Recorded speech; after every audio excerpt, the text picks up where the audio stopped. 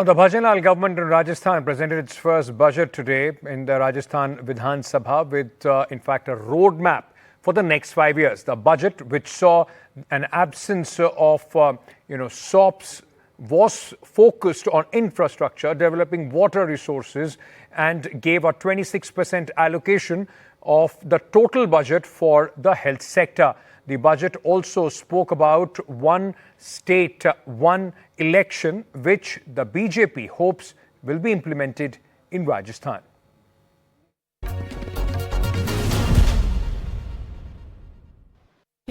So I have with me Finance Minister for Rajasthan, Diya Kumari, who's presented, I would say, Diya, really long and far-sighted budget. It's not a budget which is full of sops. It's a budget which actually looks ahead at 5 years, 10 years, and even longer at 2047. Yes, absolutely.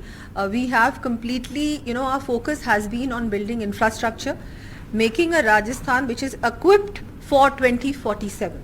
If we don't start doing it now, it'll be too late. So whether it is, we talk about environment, whether we talk about tourism, roads, infrastructure, health, education, youth, women, this budget has everything. In fact, with a long-term vision. What I found very interesting was your water grid. You're actually looking at investing in agriculture by providing drinking water. That's really getting to the root of the problem of agricultural crisis. Yes, water is a major issue for Rajasthan, and like you know that our Honorable Chief Minister has signed 2 MOUs.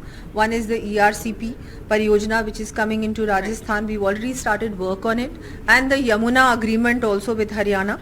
So this will be very beneficial. Even the looking at Western Rajasthan also, that we are looking at how we can improve the infrastructure, how we can do more maybe agreements with other states like Punjab, etc., where we get more water. Gujarat also, Mahi Dam work is also in progress now.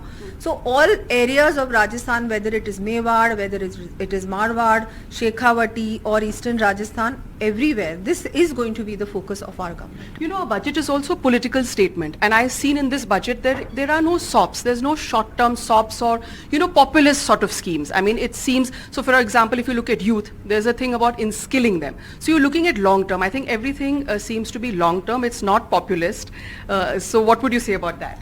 Yes, I hope the people understand that we're not looking at, just cheap popularity, which the previous government, the Congress government did for 5 years. And when you talk about them, they spoke, a lot of big announcements were done during their time, but actual implementation was almost nil. We are not going to do that. And they've left a huge debt burden for you. Just one last question. One state, one election. Very interesting. It's an idea that the center, the Modi government at the center has mooted but is not being able to implement so far. So I think Rajasthan would perhaps become the first state to do so. I hope it actually happens. We are all wanting it. I think even the public, if you ask anyone, yes, I am sure they are for this because it saves everything. Saves money of the government, saves, the state machinery is also then not deployed everywhere else during these elections. One after the other elections also means code of conduct happening everywhere, so you don't see any work happening. So all this is important and we are working towards that. Well, congratulations for a very, very far-sighted budget.